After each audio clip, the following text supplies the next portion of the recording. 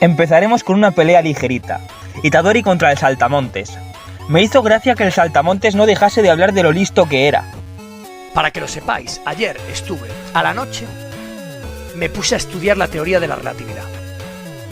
Pero al rato tenemos el momento de inflexión de la temporada. Gojo Satoru es sellado, y Geto es una especie de cerebro parásito. Esto provoca un caos en el que Nanami se la saca palizando a un femboy. También tenemos el combate de Itadori contra Choso, el cual me vendieron como la mejor pelea de este arco, pero solo dura un capítulo, aunque bueno, me gustó igual, y la escena que está animada con estilo de anime de los 90s me encantó. Pero si tengo que decir algo malo, es que aquí ya empezamos a ver los primeros tronchos de texto que pone Gege para explicar qué está pasando.